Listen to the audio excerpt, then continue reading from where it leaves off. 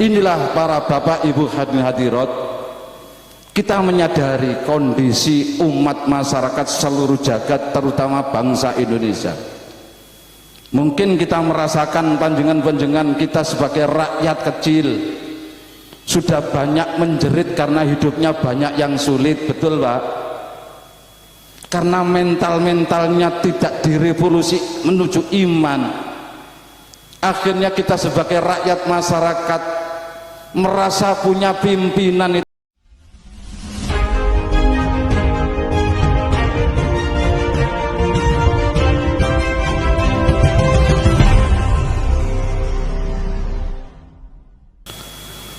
Assalamualaikum warahmatullahi wabarakatuh.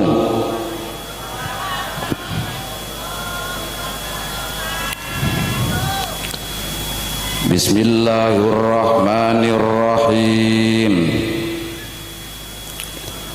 Alhamdulillahilladzi huwal ahad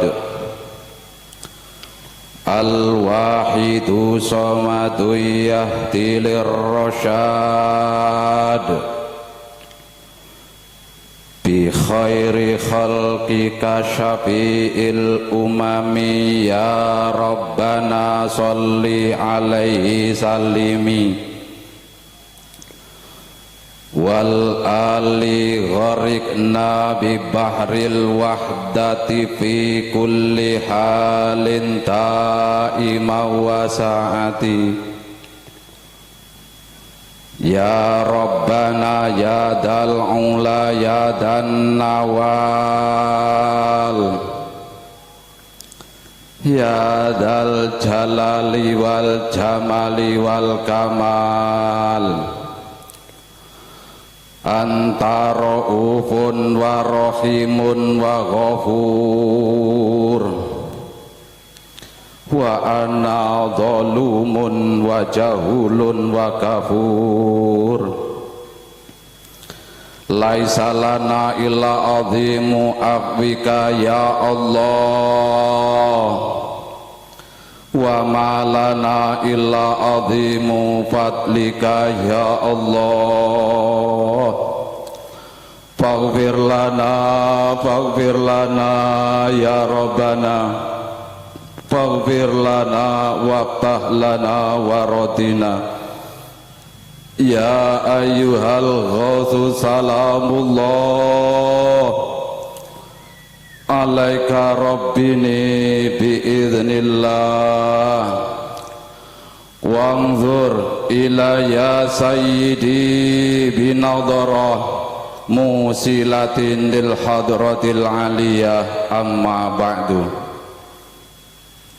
Hadratul kurama, para bapak alim ulama, bapak kiai, ibu nyai, bapak haji, ibu hajah, para asatid wal asatidah, tokoh-tokoh agama, tokoh masyarakat, tokoh adat, tokoh pemuda remaja, para sesepuh bini sepuh aji sepuh, wabil khusus kepada panjenenganipun Bapak Kiai Nur Hasim yang saya hormati dan yang saya muliakan, dan juga kepada para bapak pejabat pemerintah baik dari Forkombimda khususnya Bapak Dandim 0718 yang diwakili oleh beliau Bapak Kiai Kapten CBA Maulana Muttaqin Fahmi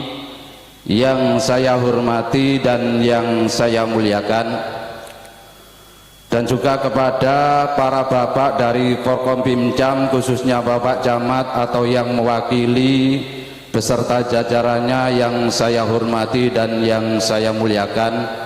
Itu juga Bapak Kapolsek, Bapak Dan Ramil atau yang mewakili yang saya hormati dan yang saya muliakan. Kepada para perangkat desa khususnya Bapak Kepala Desa, Bapak Kepala Dusun, Bapak RW RT, dan seluruh perangkat desa yang berkenan hadir yang saya hormati dan yang saya muliakan. Dan juga tidak lupa kepada para bapak ibu pengurus penyiar sholawat wahidiyah di berbagai tingkatan, khususnya dari majelis takim maupun dewan pimpinan, khusus khosoh beliau Bapak Kiai Ahsan Fahmi dan juga beliau Bapak Kiai Haji Ahmad Fadil, dan juga para teman-teman pengurus penyiar sholat wahidiyah Kabupaten Pati, dan juga pengurus tingkat kecamatan, desa, kelurahan, imam-imam jamaah yang berkenan hadir yang saya hormati dan yang saya muliakan. Hadirin wal hadirat minal muslimina wal muslimat wal wahidiyina wal wahidiyat wa nahdiyina wa nahdiyat, tamu undangan, simpatisan, pemerhati keamanan, satgas, sahabat-sahabat Banser, dan seluruh hadirin wal hadirat, para remaja, kanak-kanak, penata acara dan panitia, rahima wa hadakumullah. Untuk menyingkat dan memanfaatkan waktu yang ada, untuk itu uraian tasyakur, sanjungan sholawat salam, salam ikroman wa ta'ziman wa mahabatan, saya makmum kepada hati para hadirin wal hadirat, khususnya makmum kepada para beliau yang telah melaksanakan tugas tadi.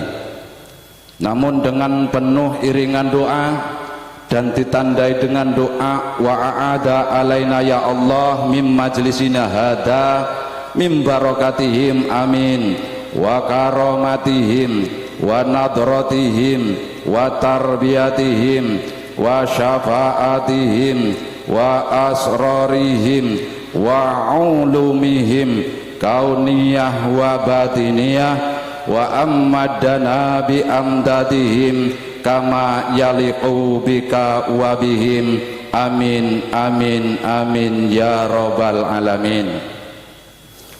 Dengan penuh iringan doa harapan, mudah-mudahan pelaksanaan mujadah nisfu sanah pada malam detik hari ini betul-betul bersamaan dengan turunnya hidayah taufik Allah subhanahu wa ta'ala, amin, diiringi syafaat beliau Rasulullah sallallahu alaihi wasallam, dan juga mendapat jangkungan doa restu, mendapat rahasia di batin yang secara khusus, mendapat nadrah tarbiyah dari para kekasih Allah, para ahbabillah, para auliyaillah, min awalihim ila akhirihim, khusun khasah min sultani awliyai ghauti hadha zaman radhiyallahu ta'ala anhum, yang sehingga pelaksanaan mujadah atau doa bersama pada detik malam hari ini betul-betul diridhoi oleh Allah wa rasulihi sallallahu alaihi wasallam wa ghauti hadha zaman radhiyallahu ta'ala anhum, yang sehingga mampu membuahkan manfaat, maslahah, barokah yang seluas-luasnya, sebesar-besarnya, lahir batin, dunia akhirat, buat pribadi keluarga kita dan umumnya umat masyarakat di Kabupaten Pati ini, yang sehingga dengan relatif singkat semua pribadi kita senantiasa meningkat berbondong-bondong sadar lahir batin, fafiru ilallah wa rasulihi sallallahu alaihi wasallam min hada ila yaumil qiyamah, Allahumma amin. Bapak Ibu hadirin hadirat, syukur alhamdulillah saya secara pribadi dan juga serombongan dari Dewan Pimpinan Pusat Penyiar Sholat Wahidiyah bisa hadir dan sowan bersama-sama di arena mujadah pada malam hari ini.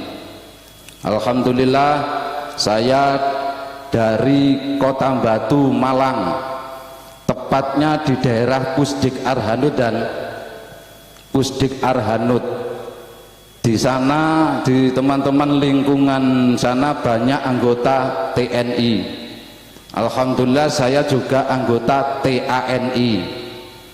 Di sana banyak teman-teman karena lingkungan tempat tinggal saya bersebelahan dengan Pusdik Arhanud, dan juga para pengurus penyiar salat Wahidiyah di Kota Batu juga banyak para anggota TNI, termasuk pengurus di sana ada yang namanya Bapak Letkol Agus Tiawardi Harahap, beliau juga termasuk pengurus penyiar salat Wahidiyah. Karena sholawat Wahidiyah ini hanya berupa amaliyah doa. Untuk itu pada malam hari ini perlu juga saya ingin menambah penjelasan yang telah banyak disampaikan oleh para Bapak Kiai, terutama Bapak Kiai Nur Hasim tadi telah mengulas tentang sholawat Wahidiyah, yang sehingga para Bapak Ibu warga masyarakat, kalau panjenengan masih asing dengan sholawat Wahidiyah, belum kenal, pertama kali mendengar jangan kaget, karena Wahidiyah ini tadi sampaikan bukan aliran, bukan sekte, bukan paham baru, tapi Wahidiyah ini hanya berupa amaliyah doa yang peduli umat, yang tadi sudah banyak disampaikan. Doa-doanya adalah doa peduli umat, memohonkan keberkahan kepada Allah wa rasulihi sallallahu alaihi wasallam, dan juga mendoakan bangsa negara kita, para leluhur pahlawan-pahlawan kita. Untuk itu warga masyarakat, simpatisan, pemerhati berharap untuk menjaga kondisi ketentraman, kerukunan, saling harga menghargai, jangan mengambil pelajaran-pelajaran atau informasi dari yang tidak benar. Informasinya salah tapi dipaksa dipahami, akhirnya jadi salah paham. Betul Pak, Bu? Inilah sumber perpecahan, permusuhan di antara warga masyarakat, putra putri bangsa negara Indonesia. Apalagi informasi beritanya juga berdasarkan kitab, dia juga berdasarkan kitab, tapi kitabnya bukan kitab Fathul Mu'in, bukan kitab Fathul Qorib, tapi kitabnya bernama kitab Fathul Jari. Pernah membaca kitab Fathul Jari? Katanya jari temannya, jari kiainya, jari ustadznya, katanya ustadznya, jangan ikut-ikut itu aliran sesat. Apa itu sholawat baru itu? Jangan ikut-ikut itu, sesat itu. Ditanya yang berhujah seperti itu, mana dasarnya Pak Ustadz? Masnya dasarnya Pak Kiai. Lu, saya kata Kiai saya waktu di pondok, Pak Kiainya juga didatangi, apa betul Pak Kiai amalan ini sesat, amalan ini menyimpang? Iya, jangan ikut-ikut, jangan ikut-ikut menyimpang itu sesat itu. Dasarnya mana? Lu, saya katanya Pak Kiai saya waktu di pondok. Tidak akan pernah ketemu, ini berita hoax Pak, berita fitnah. Karena kitab Fathul Jari itu karangannya Syekh Syaiton, Syekh Syaiton, isinya hanya hasud, dengki, suudon.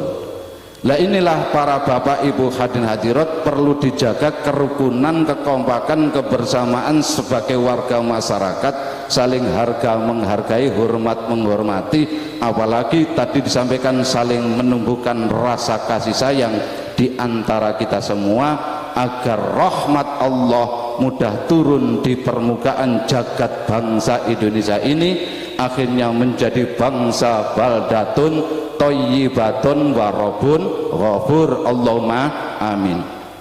Bapak ibu hadirin hadirat, termasuk tadi saya sampaikan bahwa ciri daripada faham ahli sunnah wal jamaah adalah sering dan juga senang bersolawat. Wahidiyah ini fahamnya faham ahli sunnah wal jamaah an-nadiyah, NU Pak. Karena warga masyarakat pengamal sholat Wahidiyah ini mayoritas berwarga Nahdiyin NU. Meskipun Wahidiyah tidak dikhususkan untuk warga NU, karena Wahidiyah diperjuangkan, disebarluaskan, dan juga mendoakan seluruh umat masyarakat, termasuk para pemimpin bangsa-bangsa kita, lingkungan-lingkungan negara kita, dan juga makhluk jami'al alamin. tapi mayoritas warga NU. Saya sendiri belum lahir di dunia sudah NU, Pak. Karena leluhur saya, abah saya ketua Suriah, umi saya ketua Fatayat, bulik saya ketua Muslimat. Saya termasuk salah satu santri Romo Kiai Haji Mas Duki Mahfud. Waktu sugengipun beliau sebagai Suriah NU Jawa Timur, bahkan menjelang wafatnya beliau mutasyar. Romo Kiai Haji Marzuki Mustamar yang sekarang jadi pengurus PWNU Jawa Timur itu teman saya di pondok. Bahkan beliau Mbah Hasyim Asy'ari pernah nate sari transit ten dalem kula, ten griya kula ketika muktamar NU ke-12 di Malang. Pada waktu itu tidak ada rumah yang besar karena rumah saya dibangun tahun 1936, Mbak, zaman Belanda. Maka bentuknya seperti tangsi Belanda, sampai sekarang belum dirubah. Alhamdulillah. Mbah Hasyim syarinya di tempat tinggal saya. Dan juga semuanya itu hanyalah demi umat masyarakat. Saya sekolahnya di Muhammadiyah, Pak. Keluarga saya fahamnya NU, tapi NU bukan organisasinya yang kita perjuangkan, tapi faham ahli sunnah wal jamaahnya. Ya mohon maaf kalau NU di zaman Kanjeng Nabi, Muhammadiyah zaman Kanjeng Nabi secara kelembagaan ya tidak ada. Tapi yang diperjuangkan adalah faham ahli sunnah wal jamaahnya. Semuanya berfaham ahli sunnah wal jamaah. Inti pokoknya antara kita semua umat Islam sama, karena Tuhannya sama, nabinya sama, kitabnya sama, sholatnya sama, hanya tata cara sholatnya yang berbeda-beda. Itu menurut keyakinan madhab kita masing-masing. Kerukunan sudah dicontohkan oleh para pejuang Islam, para leluhur-leluhur pahlawan, juga para wali-wali Allah. Kalau kita memperhatikan begitu indahnya kasih sayang yang disebarkan oleh para pejuang Islam, para wali-wali Allah, sampai terjadi akulturasi perpaduan dua budaya, bahkan tiga budaya. Yang mayoritas di Indonesia pada zaman itu adalah beragama Hindu dan Buddha. Islam masuk di bawah para ulama-ulama, tapi bisa diterima oleh para masyarakat yang berbeda keyakinan, berbeda agama, karena begitu pandainya menumbuhkan rasa kasih sayang. Hingga Masjid Demak, Masjid Kudus, perpaduan tidak murni Islam, Pak. Perpaduan antara seperti pura dan kuil. Bahkan sampai hari ini mungkin di Demak, Nun Sewu, tidak ada yang berani menyembelih sapi, betul Pak? Yang disembelih kerbau ketika hajatan, ketika Idul Adha. Karena apa? Sudah dipesan oleh para Mbah Wali Songo. Meskipun sapi itu halal, tapi sapi itu dikultuskan, didewakan oleh orang Hindu. Akhirnya oleh Mbah Wali Songo dilarang. Kang, yu, Mbak, Mas, senajan sapi itu halal, ning sapi itu dikultusno, didewakno dulure kita, saudara kita, bangsa kita. Sehingga kalau panjenengan menyembelih sapi berarti menyakiti saudara kita. Kalau panjenengan menyembelih sapi merendahkan keyakinan mereka. Akhirnya insya Allah sampai hari ini di Demak khususnya tidak ada yang berani menyembelih sapi karena sudah dipesan oleh para wali songo. Nah inilah yang perlu diperjuangkan dengan kebinekaan yang diikat dengan negara kesatuan Republik Indonesia. Maka tadi sudah banyak disampaikan, ketika kita punya hajat, punya keinginan kesempurnaan, keselamatan, kesehatan lahir batin dunia akhirat, kita semua orang yang normal pasti ingin hidupnya sempurna. Tapi keinginan kita, hajat kita, kemauan kita belum tentu sama dengan kemauan Allah Subhanahu wa Ta'ala. Maka dalam Wahidiyah, di samping ada doa-doa keumatan, doa-doa kebangsaan, peduli umat, peduli makhluk ciptaan Allah, tidak dibeda-bedakan makhluk. Karena ketika kita membedakan makhluk, membenci salah satu makhluk Allah, apapun bentuk makhluk itu, berarti kita telah membenci kepada yang menciptakan makhluk, yaitu Allah Subhanahu wa ta'ala. Maka wahidiyah di samping doa peduli umat, peduli makhluk, dengan doa Allahumma barik fima khalaqta wa hadil badaya Allah, tadi sudah banyak dijelaskan, menyebar luaskan kasih sayang. Kita punya hajat-hajat kehidupan supaya sempurna, tapi jika Tuhan tidak berkehendak, maka itulah yang disebut masalah dan musibah.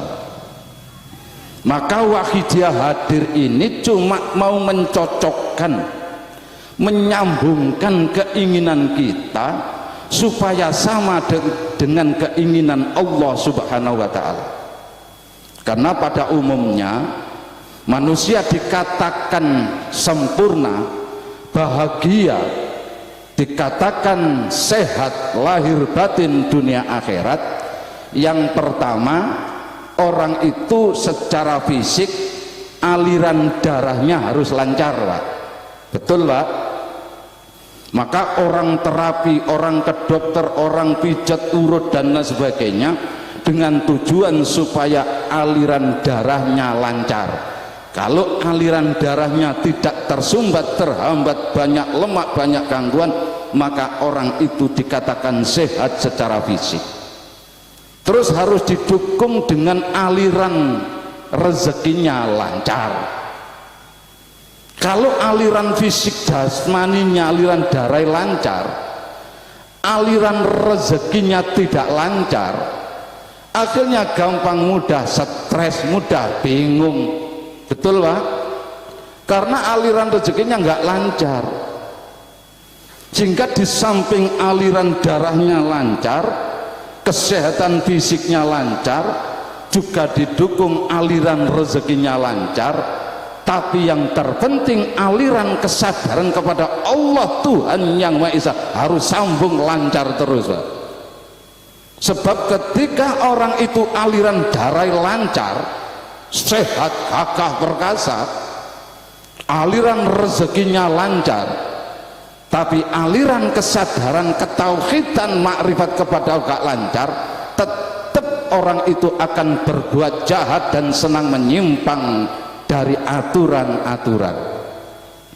Semakin kuat fisiknya, tidak ada, Pak, orang itu jadi penjahat, perampok, curanmor, orangnya sakit-sakitan, apalagi asma, dikejar Pak polisi sudah ketangkep.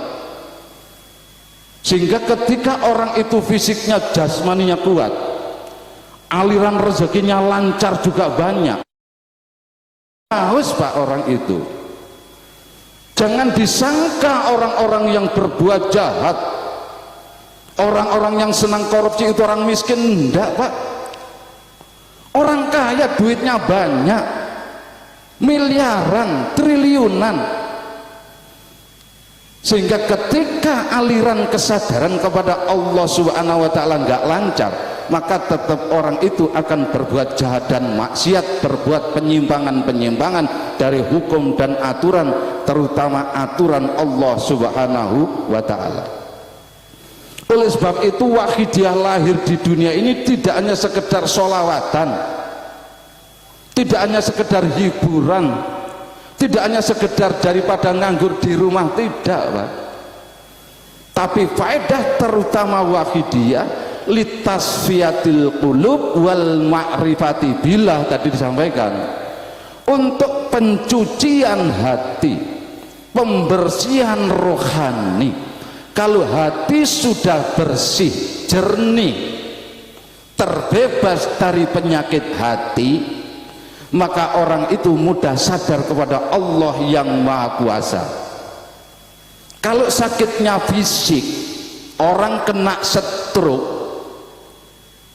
yang merasakan diri pribadinya, Pak. Orang sakit gigi, yang merasakan dirinya sendiri. Tapi kalau orang itu punya penyakit hati, yang tidak bisa tidur itu tetangga. Orang punya sakit hati, penyakit hati bisa merusak jagat raya ini, Pak. Bisa merusak negara. Maka perlu disucikan hati ini, dibersihkan, disadarkan untuk menyambung gelombang frekuensi iman. Sebab iman bukan hanya sekedar percaya. Kalau percaya ada Tuhan dan Tuhan itu satu, anak TK pun juga percaya. Tapi iman itu keyakinan, kesadaran, ada khauf, rasa takut diancam Tuhan, diawasi Tuhan, dilihat oleh Tuhan, akan dimintai pertanggungjawaban oleh Tuhan. Jika masing-masing pribadi kita sudah ada waskat pengawasan melekat dari Tuhan, maka rasa tanggung jawab dalam kehidupan, apapun profesi kegiatan kita, apapun jabatan kita, pasti pertanggungjawaban dalam setiap langkah kehidupan ini hanya kepada Allah Subhanahu wa ta'ala. Nah, ini yang dibimbingkan Wahidiyah. Maka sholawatnya disebut as-sholawatul wahidiyah. Makna wahidiyah diambil dari asmaul husna, yaitu wahidun, yang maha satu, ditambah ya nisbah dan tak marbutoh, sebutannya wahidiyah, digandeng dengan sholawat, akhirnya sebutannya as-sholawatul wahidiyah. Sholawat yang digandeng, dirangkai, di dalamnya ada doa-doa sistem untuk ketauhidan kepada Allah, untuk kesadaran waskat melekat pada Allah, untuk penjiwaan nilai-nilai Tuhan dalam jiwa rohani kita, yang sehingga kalau di bahasa Indonesia kan wahidiyah itu artinya ketuhanan yang Maha Esa. Ketuhanan yang Maha Esa sesuai dengan falsafah bangsa Indonesia, Pancasila, sila pertama ketuhanan yang Maha Esa. Tidak main-main Pancasila itu, Pak. Itu falsafah bangsa yang diciptakan para pahlawan-pahlawan bangsa agar betul-betul dijiwai dan diterapkan dalam kehidupan berbangsa dan bernegara di Indonesia. Makanya NKRI harga mati itu memang wajib, karena kita hidup bersyukur nikmati segala fasilitas di Indonesia. Karena apa? Karena kula panjenengan ora tahu ngerti jerih payah yang merebut negara kesatuan Republik Indonesia, tinggal menikmati. Loh, ini ada falsafahnya, Pak. Ada filosofi yang perlu diterapkan oleh bangsa Indonesia, baik pejabat maupun rakyat, kiai maupun santri, seluruh komponen bangsa ini harus betul-betul faham tentang Pancasila yang menjadi landasan negara dan falsafah bangsa. Tidak hanya dijadikan pajangan di kantor, Pak. Tidak hanya jadikan pajangan di acara-acara. Nangis Pancasila Garuda yang gagahnya begitu, kita nodai dengan perbuatan kita. Dan sehingga wahidiyah ini penjiwaan dari ketuhanan yang Maha Esa, penjiwaan nilai-nilai Tuhan diterapkan dalam kehidupan. Kalau istilah wahidiyah penerapan tadi disampaikan lillah billah, Pak. Secara umum bacanya lil Tuhan bil Tuhan. Aktivitas kita apapun, profesi kita apapun, asalkan tidak melanggar hukum, baik hukum Allah, hukum negara, maka seluruh aktivitas kita, lebih-lebih jadi pejabat publik melayani masyarakat, hendaklah diterapkan dalam jiwa hanya semata-mata menjalankan perintah Tuhan lillahi ta'ala, ikhlas murni. Ikhlas murni ku rame ing gawe sepi ing pamrih, rame ing gawe sepi ing pamrih, itu yang ikhlas demi Tuhan, demi Allah. Tapi umumnya kan orang itu rame ing pamrih sapi ing gawe jarkoni, iso ujar gak iso nglakoni. Bisanya menjadi pengamat seperti pengamat bola, Pak. Penonton bola lebih pinter daripada pemainnya. Messi, Ronaldo itu goblok-goblok nih, betul, Pak. Goblok itu harus tinggal ngegol nih loh. Penonton itu lebih pinter daripada pemainnya. Ketika penonton merasa lebih pinter, disuruh main, mungkin bolanya dibawa pulang itu.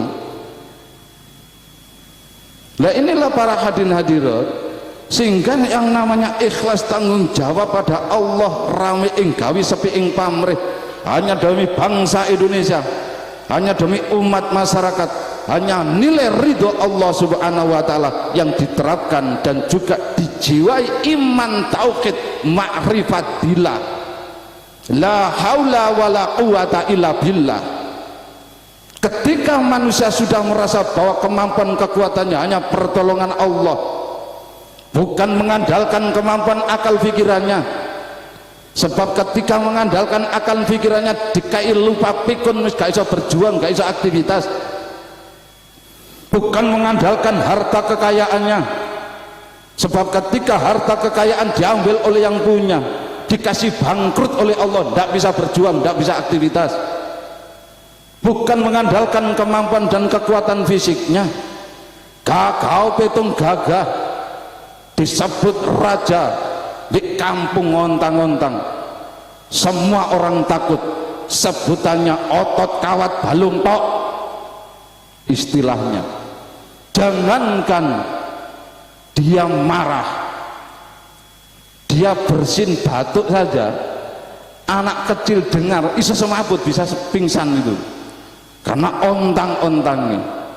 Ketika dia mengandalkan kemampuan kekuatan fisik jasmaninya, oleh Allah diambil, tidak usah banyak-banyak, diambil sedikit dari sarafnya saja.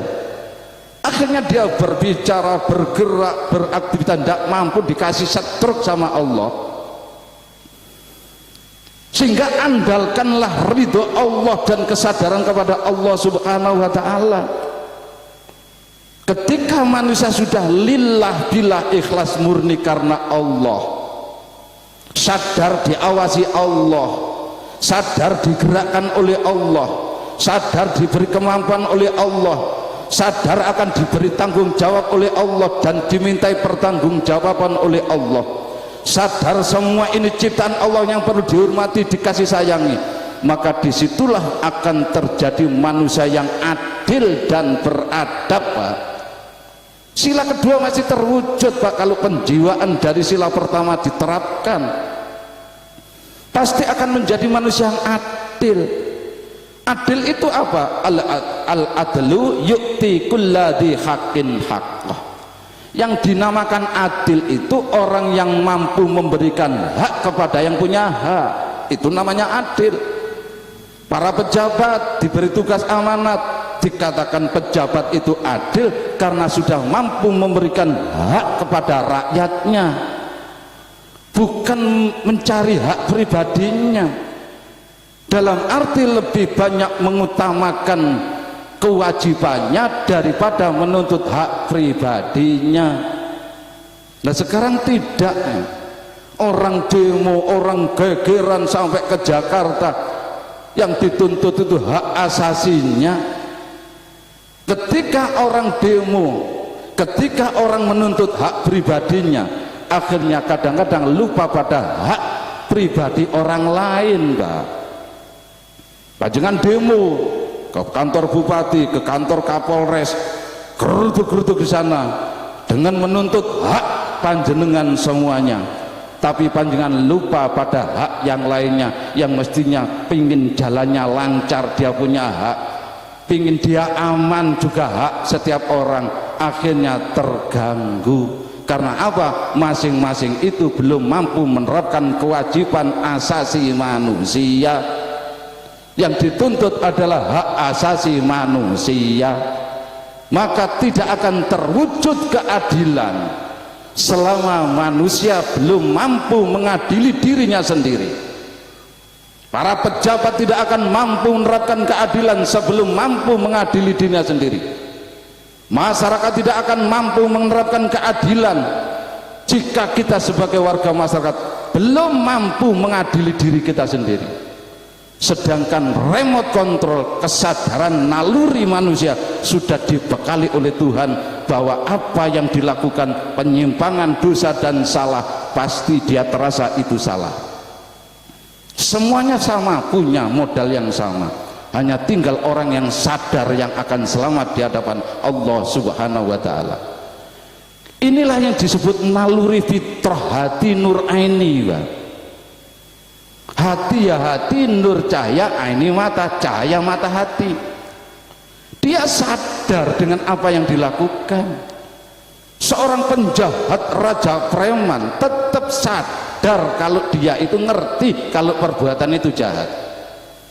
Maka ketika ada remaja melakukan membawa motor hasil curanmor, dituntun di jalan raya, ada pak polisinya sebetulnya nggak ngerti kalau remaja tadi membawa motor hasil curanmor. Pak polisinya sedang mau makan siang di warung. Lu remaja tadi lari terbirit-birit karena ada pak polisi. Karena apa? Dia tahu yang dibawa itu bukan miliknya. Lah inilah yang dihidupkan melalui pengawalan sholat pagi dia, Pak, kesadaran. Sehingga ketika manusia sudah menyadari bahwa ini bukan milik saya, tidak saya ambil, ini hak rakyat, tidak akan saya kurangi, maka disitulah akan terjadi kemanusiaan yang adil dan beradab. Kalau masing-masing sudah mampu berbuat adil dan mampu mengadili dirinya dan berbuat adab sopan santun kepada siapapun, menumbuhkan rasa kasih sayang, pasti tanpa dikomando, tanpa ditulis, tanpa dibicarakan, persatuan pasti akan terwujud, Pak. Persatuan Indonesia, bahkan persatuan dunia, seluruh umat masyarakat terwujud. Kalau sudah terwujud persatuan kerukunan lahir dan batinnya antara pejabat dengan rakyat, antara yang diwakili dengan wakilnya sama, maka akan tercipta kerakyatan yang dipimpin oleh hikmat dalam kebijaksanaan permusyawaratan perwakilan. Legowo, Pak, karena maksud dan tujuannya sama dengan yang mewakili. Dan kadang-kadang yang mewakili dengan yang diwakili nggak sama keinginannya kok. Masing-masing hanya menuntut hak pribadi, bukan melaksanakan kewajibannya. Jika sudah ada wakil dan yang diwakili sama rukun guyub, maka disitulah akan terjadi keadilan sosial bagi seluruh rakyat Indonesia. Jadi sebetulnya wakidah pengejawentan perwujudan dari falsafah bangsa, Pak. Maka sesuai dengan impres instruksi atau presiden, instruksi presiden nomor 12 tahun 2016, gerakan wakidiyah, kegiatan wakidiyah, pencucian hati penjiwaan iman sesuai dengan impres presiden disebut gerakan nasional revolusi mental. Gerakan nasional revolusi mental. Semua tahu, semua ngerti kerusakan bangsa kita, banyaknya korupsi, banyaknya kerusakan alam karena banyaknya rusaknya mental anak bangsa, banyaknya kerusakan bobroknya degradensi moral. Lundandani revolusi mental itu tidak cukup dengan penataran, Pak, tidak cukup dengan pendidikan. Karena ketika orang itu mentalnya rusak, mentalnya bobrok, dia bodoh, tidak pernah sekolah, tidak pernah mondok, mungkin yang dicuri itu ayam tetangga karena bodoh, mentalnya rusak. Yang dicuri motornya tetangga, ayam tetangga. Tapi ketika orang ini mentalnya rusak, didukung dengan pendidikan yang tinggi, gelar yang tinggi, mungkin tidak lagi ayam tetangga, motor tetangga yang dicuri, uang negara Pak dihabiskan. Betul Pak? Nah itulah manusia Pak. Semakin kaya semakin haus, karena ibaratnya seperti minum air laut, tidak segar sama sekali, tidak ada rasa syukur, tidak ada puasnya. Maka ketika orang ini mentalnya rusak, bobrok, kalaupun jadi pedagang, mesti pedagang yang curang, pedagang yang suka mengurangi timbangan, sing penting untung. Kalau dia jadi pejabat mesti khianat, mesti memperalat atas nama rakyat. Jadi aparat-aparat juga senang berbuat jahat, padahal sebetulnya disuruh mengamankan kejahatan. Dia sendiri senang berbuat jahat dan tidak terhormat karena mentalnya rusak. Jadi majikan suka memperbudak bawahan, jadi karyawan bawahan suka menipu majikannya. Bahkan jadi pendidik guru pun sudah tidak bisa digugulan, ditiru. Dia tidak punya prestasi sebagai guru, sebagai pendidik, karena apa yang dikejar-kejar cuma sertifikasi. Akhirnya muridnya, pelajarnya banyak, kurang ajar, kurang pendidikan, kelakuan sama saja dengan orang yang tidak berpendidikan. Bahkan ya mohon maaf, jadi kiai pun juga jauh dari nilai-nilai pewaris Nabi, karena mentalnya, kesadarannya kepada Allah Subhanahu wa Ta'ala, ketauhidannya sudah sangat rusak, tidak nyambung frekuensinya dengan gelombang iman Allah Subhanahu wa Ta'ala. Inilah para bapak ibu hadirin hadirat, kita menyadari kondisi umat masyarakat seluruh jagat, terutama bangsa Indonesia. Mungkin kita merasakan panjenengan-panjenengan kita sebagai rakyat kecil sudah banyak menjerit karena hidupnya banyak yang sulit. Betul Pak? Karena mentalnya tidak direvolusi menuju iman.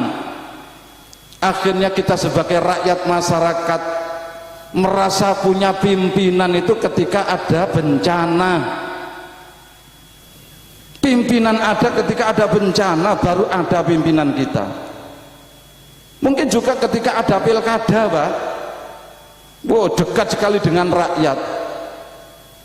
Sehingga ketika ritual-ritual kondisi sudah semacam itu, kalau ritual keagamaan, sholawatan menyebar di mana-mana, pendidikan menjamur di mana-mana, tidak kurang orang yang tidak punya akal cerdas, tidak kurang orang yang tidak berpendidikan, semua gelarnya sangat hebat, tapi jarang orang yang sadar, orang yang jujur dalam kehidupan ini. Kalau kegiatan keagamaan, sholat berjamaah, sangat banyak sekali, terutama masjid musola penuh ketika Ramadan, Idul Fitri, Idul Adha. Haji pun demikian, kita berani antri 35 tahun lagi, berani antri. Musola-musola kumandang baca Al-Quran setiap Ramadan. Secara ritual, secara umum tidak kekurangan kegiatan keagamaan, tapi tidak mampu merubah perilaku manusia kita sendiri yang mengaku iman dan Islam dalam KTP kita. Sebetulnya dengan sholat puasa saja, jika dijiwai dengan sungguh-sungguh, inna sholata tanha anil faksya'i wal munkar, puasa la'allakum tatakun, maka korupsi, kejahatan, pemerkosaan, berbagai macam kemaksiatan, penyimpangan tidak akan pernah terjadi di negara Indonesia yang mayoritas ngaku warga umat Islam. Tidak kekurangan sebetulnya kegiatan-kegiatan ritual kita. Lah inilah para bapak ibu hadirin hadirat, sikap pantas jika bencana, musibah, wabah datang silih berganti yang menimpa seluruh umat manusia, terutama di bangsa kita. Sedangkan Allah subhanahu wa ta'ala menegaskan dalam Al-Quran surat Ad-Hud insyaallah ayat 117, Allah menegaskan, wa ma kana rabbuka liyuhlikal qura bidzulmin wa ahluha muslihun. Sesungguhnya Tuhanmu Allah subhanahu wa ta'ala tidak akan mendatangkan bencana musibah menghancurkan suatu masyarakat, menghancurkan suatu negeri dengan zalim sewenang-wenangnya Allah.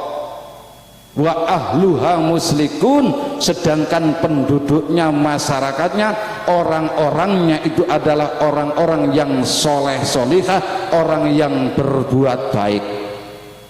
Nah, ini tuh kenyataannya bagaimana? Allah tidak akan menurunkan musibah, bencana, berbagai wabah. Allah tidak akan menciptakan krisis, berbagai macam keadaan ketika penduduknya, masyarakatnya, pribadi-pribadi kita adalah orang yang soleh solihah. Nah, orang yang soleh, orang yang berbuat baik, orang yang soleh itu apa dilihat dari penampilannya? Oh, itu orang yang soleh. Apa karena pakai jubah, pakai serban disebut orang yang soleh? Kalau ingin jadi orang yang soleh dari penampilan lahiriahnya, tidak usah mondok, tidak usah sekolah. Panjenengan ke pasar satu hari saja atau 1 jam bisa jadi orang soleh, beli serban, beli sarung, beli gamis dan lain sebagainya. Kalau hanya sekedar penampilan lahiriahnya, sehingga ketika orang yang soleh itu ditampakkan sebagaimana syair Gus Dur, kang aran soleh bagus atine kerono manjing sari ilmune laku torekoh lan makrifati uga hakikat manjing rasani. Yang dinamakan orang soleh, orang yang baik itu orang yang hatinya sadar, orang yang hatinya baik, terbebas dari penyakit hati.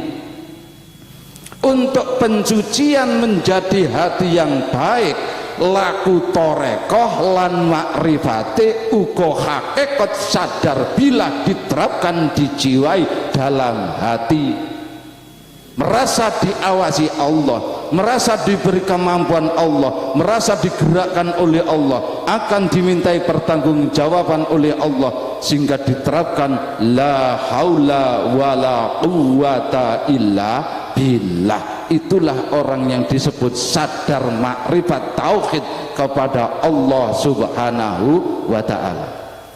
Jika belum menjiwai yang semacam itu, meskipun apal Quran hadisnya, sergap ibadahnya, hatinya tetap gak nyambung frekuensi dengan Tuhan, lisannya menyebut Allahu Akbar. Apa ketika itu hati kita ingat pada Allah?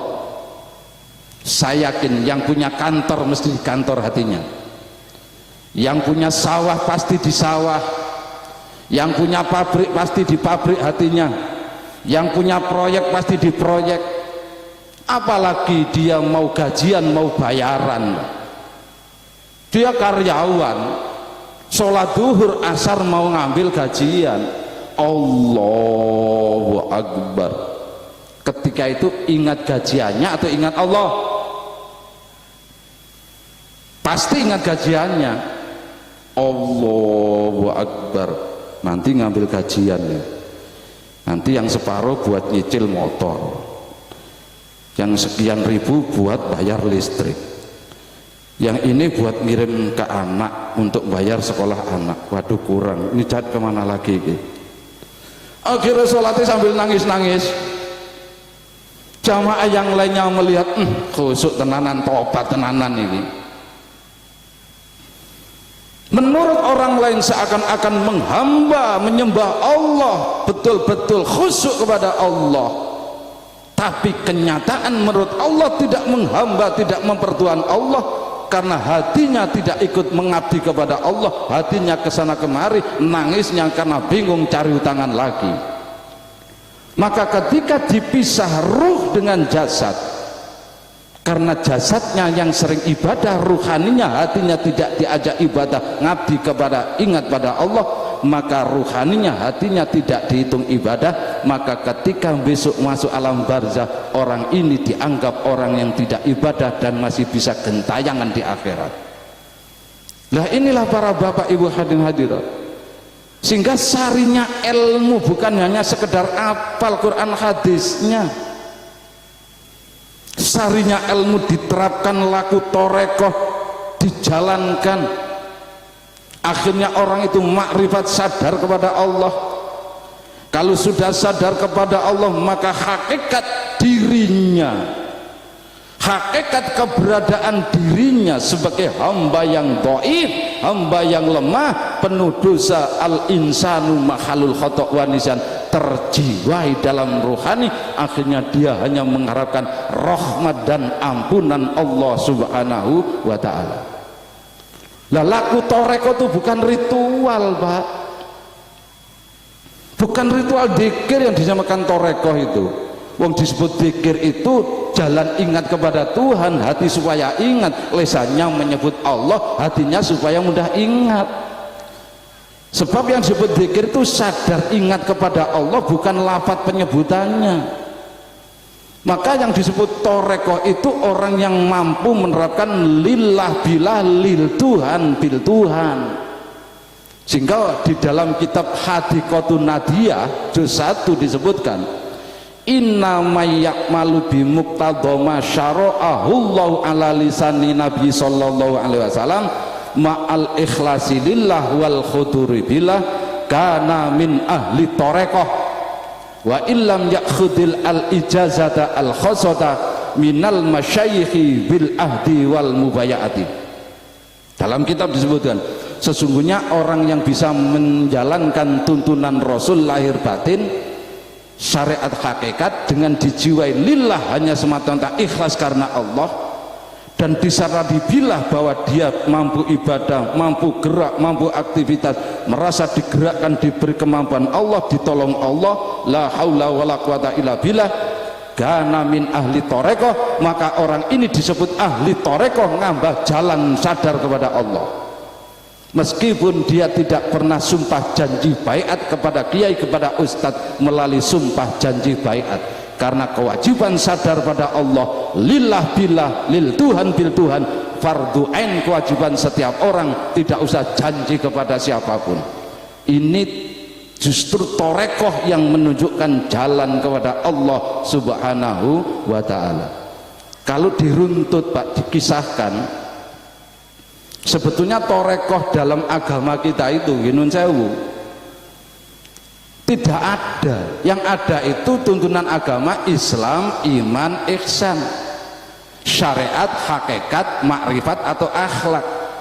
Islam aktivitas lahiriah, baik habluminallah habluminannas, didasari dengan lillahi ta'ala, maka panjenengan sudah berjalan di atas torekoh lahiriah, torekoh secara fisik. Ibarat roda itu enten roda njobone dan juga ada roda dalamnya, muter bareng. Lillah babakan syariat dijalankan, bila sadarlah haula wala quwata illa billah disadari, maka syariat hakikat lahir batin berjalan bersama, akhirnya menuju sadar akhlak yang ditambahkan dalam kehidupan. Itu yang disebut ahli torekoh, ngambah dalan sadar kepada Allah subhanahu wa ta'ala. Islam, iman, ihsan, syariat, hakikat, makrifat. Islam torekoh lahiriah, hakikat notoati torekoh batinnya, ketemunya puncak tujuan sadar kepada Allah subhanahu wa ta'ala. Kalau sejarah torekoh, sejarahnya semua torekoh berawal dulu itu banyak orang tua-tua sudah jompo, diajak perang juga nggak mampu, disuruh bekerja nggak bisa di zaman Rasul. Akhirnya cuma keluyar-keluyur jalan-jalan saja, Pak. Banyak mbah-mbah, kakek-kakek, nenek-nenek ibaratnya cuma jalan-jalan. Akhirnya oleh Rasulullah, "Mbah, dari panjenengan jalan-jalan ke sana kemari cangkruk, ngerasani orang, lihat maksiat, sudah datang dini serambi masjid, zikir, noto hati pada Allah."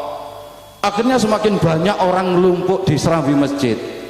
Sayyidina Ali dipanggil, "Ali, sini, bimbing mbah ini zikir kepada Allah agar bisa hidupnya bermanfaat, ingat pada Allah terus."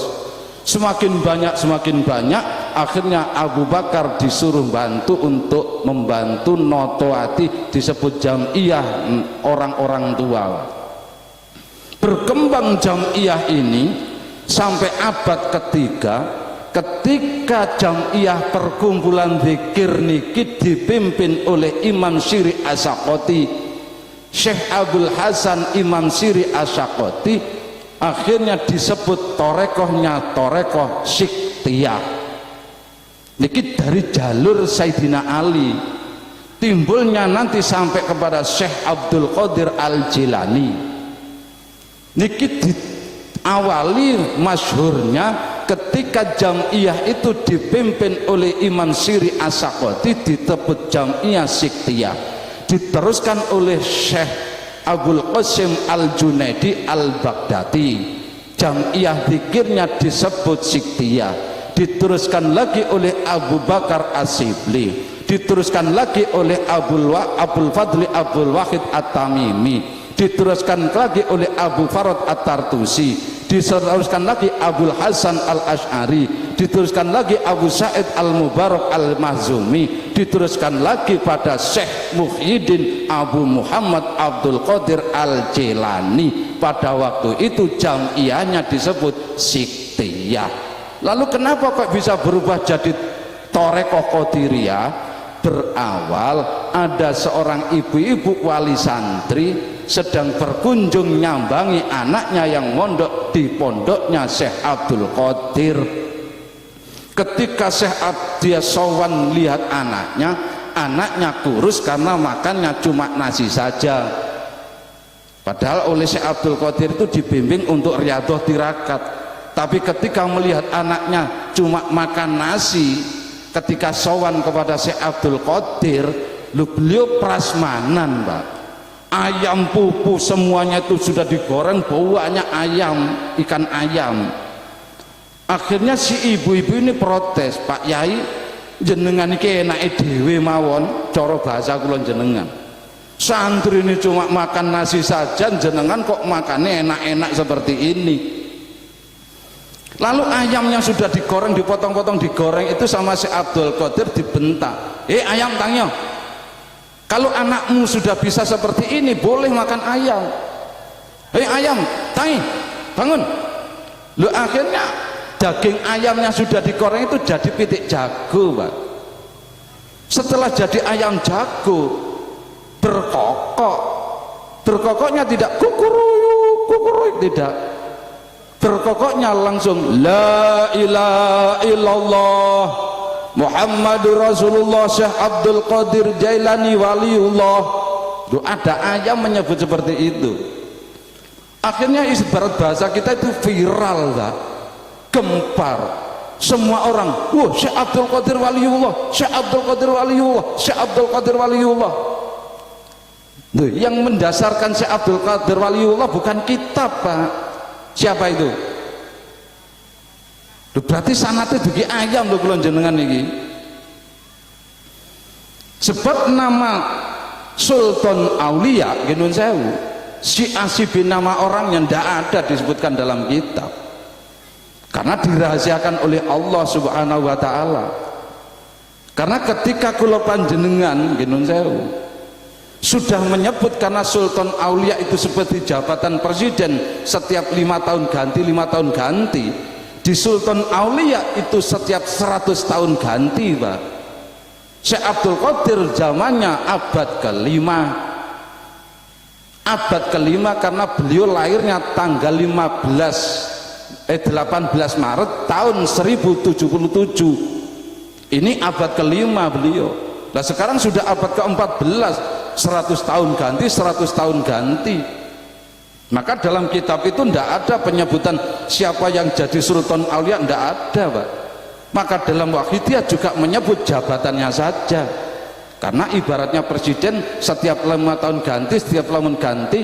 Krono panjenengan fanatik hidup di zaman Pak Soekarno atau Pak Harto, kepada Pak Harto nun sewu fanatik. Pada zaman Pak Presiden Pak Soeharto jenengan nulis surat kepada yang terhormat Bapak Soeharto Presiden Republik Indonesia, mau dikirimkan ke Pak Presiden zaman itu Pak Harto, karena menyebut nama panjangan. Akhirnya lupa dalam ngirim surat itu.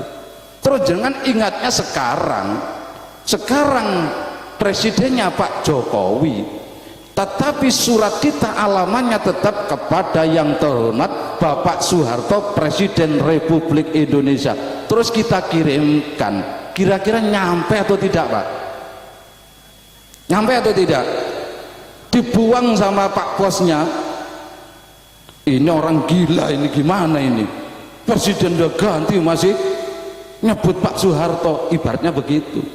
Tapi ketika panjenengan hidup di zaman Pak Soeharto, nulis surat kepada yang terhormat Bapak Presiden Republik Indonesia, lupa ngirimnya pada saat itu, terus dikirimkan sekarang.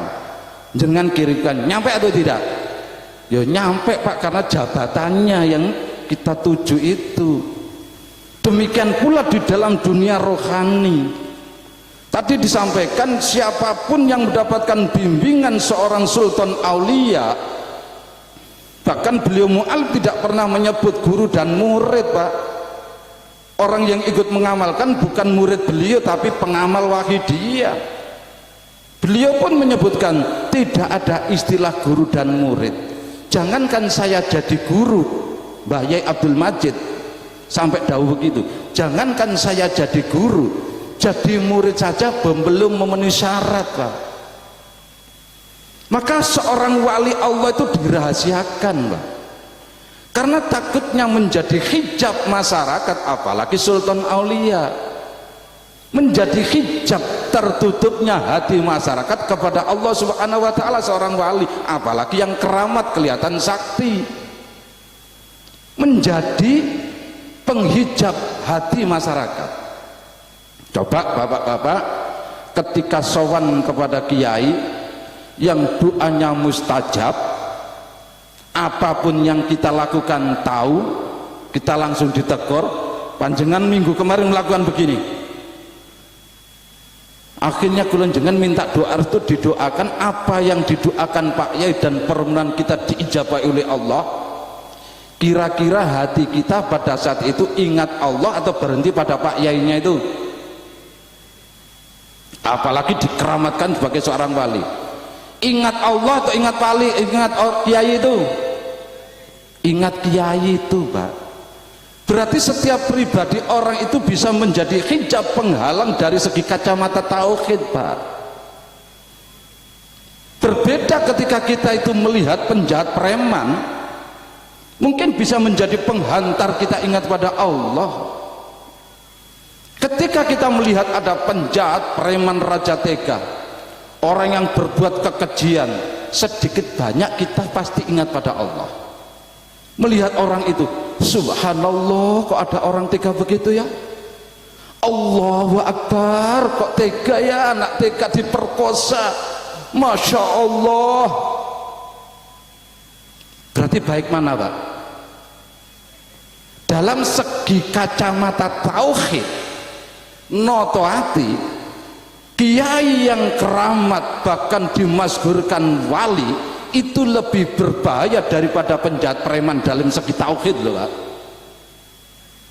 Makanya para wali-wali Allah, karena begitu takutnya diketahui beliau seorang wali, akhirnya menjadi penghijab penghalang masyarakat kepada Allah. Akhirnya banyak wali itu yang menyamar, Pak.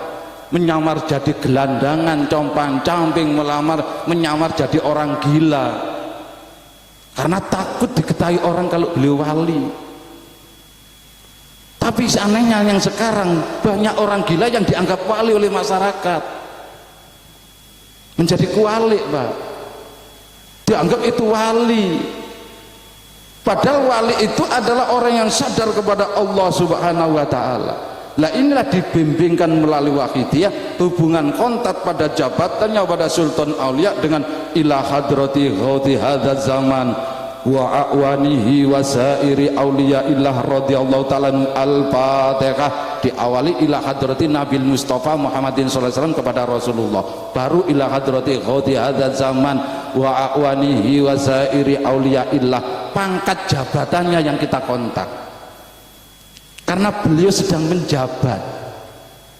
Kalau wali tidak menjabat disebut Sultan Aulia, dia punya pangkat, Pak. Pangkatnya apa? Kolonel. Pangkatnya kolonel, tapi tidak menjabat jadi komandan, maka tidak disebut Pak Dan, Pak. Tapi ketika kolonel itu menjadi komandan batalion, sebetulnya Pak Dan. Disebut komandannya, jabatannya, Pak. Pangkatnya kolonel. Tapi ketika dia sudah tidak menjabat, maka kolonelnya itu disebut lagi purnawirawan kolonel si A, disebut Pak pangkatnya, komandannya tidak. Tapi ketika beliau menjabat jadi komandan, maka sebutannya komandan.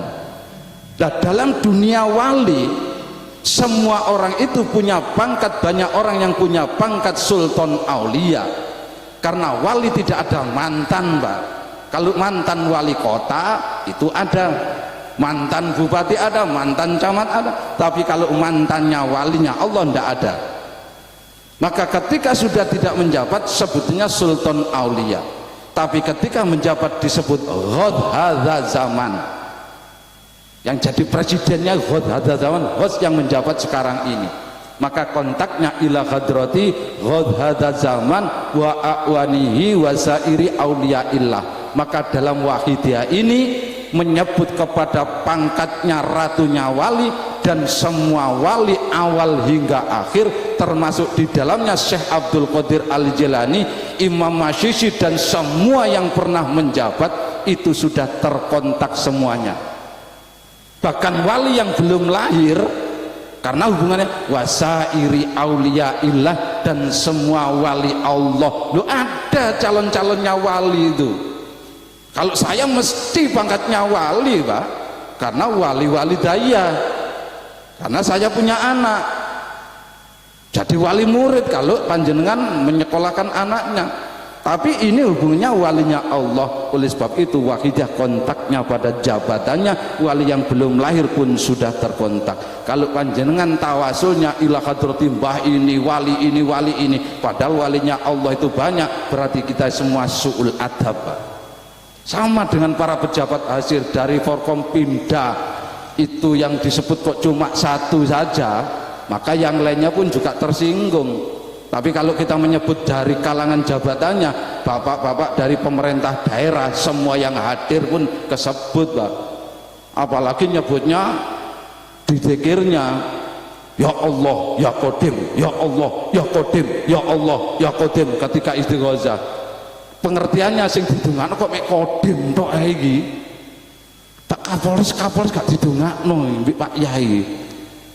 Akhirnya dikira itu mesti disebut Pak Qadim tok gitu. Nah, inilah para bapak ibu hadirin hadirat, sehingga wahidiyah ini diturunkan sebagai sunatullah, sudah digambarkan, diprediksi oleh para wali-walinya Allah, dan termasuk di Indonesia oleh pujangga besar yang namanya Raja Kediri Joyoboyo dengan istilah Pakemnya Joyoboyo atau Serat Joyoboyo. Di situ disebutkan sesuk ana warsa jinga nemlu, ana dewa ngejawentah arupa menungso, pasuryane kadhewa Bathara Krisna diarani dewa ning wujud menungso, nyungrupi lakuning jaman, nyungrupi mbah-mbah ira sak pandhuwur, sing krungu asmane padha gething, asmane iso ngramekke papan sepi, sak bejone wong sing gelem melu lan bisa nyanding, sak ben sura nguntapke kumara, nglumpukake menungso kang wis hatam nebus dosa, diajak lenggah nang dhuwure lemah nang isi dosa, ning senajan kaya mengkono bisa bengkas karya. Inilah perwujudan kehadiran salat Wahidiyah. Wahidiyah lahir Jingonem 1963. Beliau mu'alif digambarkan punya bimbingan yang seperti itu, bisa nyumurpi lakuning zaman dan juga mbah-mbah kita semua, sehingga Wahidiyah ditujukan juga untuk leluhur-leluhur kita. Sing krungu asmane padha geding, ya Wahidiyah banyak difitnah, dicaci maki, tapi dalam Wahidiyah bukan dianggap musuh, bukan dianggap orang lain, tapi dianggap saudara seperjuangan. Orang yang membenci, memfitnah Wahidiyah berarti ikut memviralkan Wahidiyah, berarti ikut menyiarkan Wahidiyah.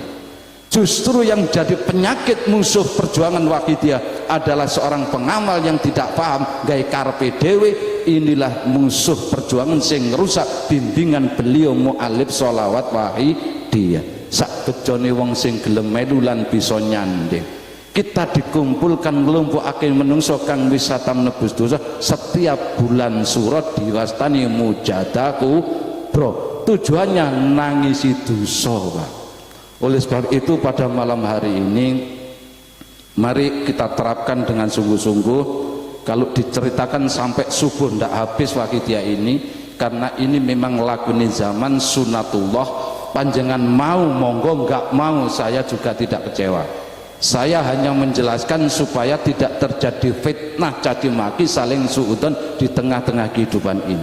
Karena Wahidiyah diperjuangkan demi umat masyarakat, panjenengan derek atau ndaran derek, tetap Wahidiyah akan kita perjuangkan dan mendoakan umat masyarakat. Langkung saya alhamdulillah, karena bapak-bapak pejabat perangkat pusat sampai daerah sampai tingkatan RT setiap saat didoakan oleh para pengamal. Ketika ini kok mau berdoa bersama-sama, itu akan lebih kuat dan mudah diijabahi oleh Allah subhanahu wa ta'ala. Allahumma amin. Inilah para bapak ibu hadirin hadirat, mari kita tata adab lahir batin kita semata-mata menerapkan bahwa kita adalah hamba yang dhaif, sebagaimana Allah menegaskan ya ayuhan nas antumul fuqara'u ilallah wallahu wal ghaniyul hamid. Wahai umat masyarakat, umat manusia, kamu itu fakir, dhaif, lemah, tidak berdaya, butuh ampunan Allah, butuh syafaat Rasulullah SAW. Hanya Allah yang maha cukup, Allah yang maha kaya, Allah yang maha segala maha. Kamu itu al-insanu makhalul khata' wa nisan. Mari pada malam hari ini kita terapkan bahwa kedudukan kita adalah manusia yang zalim, manusia yang banyak salah dan dosa, sebelum kita dikoreksi di pengadilan Allah subhanahu wa ta'ala dengan mohon syafaat beliau Rasulullah sallallahu alaihi wasallam, sambil mendoakan para leluhur, keluarga, famili kita semua yang sudah sowan di hadapan Allah subhanahu wa ta'ala. Mari para hadirin hadirat, mohon maaf bagi bapak ibu yang belum hafal, belum kenal sholat Wahidiyah, kami mohon membaca nida ya sayyidi ya Rasulullah, ya sayyidi ya Rasulullah, diulang-ulang sampai pelaksanaan doa ini selesai. Kenapa kita kok membaca ya sayyidi Rasulullah? Maka bacaan ya sayyidi Rasulullah ini sudah termasuk zikir. Ketika kita cuma Allah Allah la ilaha illallah, maka Rasulullah pun tidak ikut di dalamnya, cuma hanya kepada Allah. Tapi ketika kita baca ya sayyidi ya Rasulullah, Rasul sudah katut, Allah pun katut, maka itu sudah memenuhi unsur asyhadu an la ilaha illallah wa asyhadu anna muhammadar rasulullah. Dan panggilan ya sayyidi Rasulullah adalah panggilan besok di yaumil qiyamah, di padang mahsyar akhirat, untuk menyambung gelombang frekuensi syafaat beliau Rasulullah sallallahu alaihi wasallam. Mari para hadirin hadirat, sekali lagi kita tata adab lahir batin kita, sambil kita koreksi segala dosa kesalahan kita, baik dosa kesalahan maksiatan di hadapan Allah subhanahu wa ta'ala, maksiat su'ul adab kepada baginda Rasulullah sallallahu alaihi wasallam, maupun dosa salah kepada keluarga kita, terutama kepada bapak ibu kita yang sudah memberikan jasa kehidupan pada kita semua. Ketika orang tua kita sudah meninggal, kita masih punya dosa dan kesalahan dan belum minta maaf dan dimaafkan oleh kedua orang tua kita. sering menyakiti mereka, maka apapun amal ibadah kita tidak akan pernah diterima oleh Allah Subhanahu wa taala sebelum kita dimaafkan oleh kedua orang tua kita. Oleh sebab itu sekali lagi, mari malam hari ini betul-betul sebagai lahan introspeksi untuk nangis di hadapan Allah Subhanahu wa taala, taubat dengan sungguh-sungguh sebelum kita dipanggil sowan ke hadiratnya yang di situ sudah tidak ada pintu tobat lagi. Mari para hadirin hadirat, Al-Fatihah. Bismillahirrahmanirrahim. Al-Fatihah.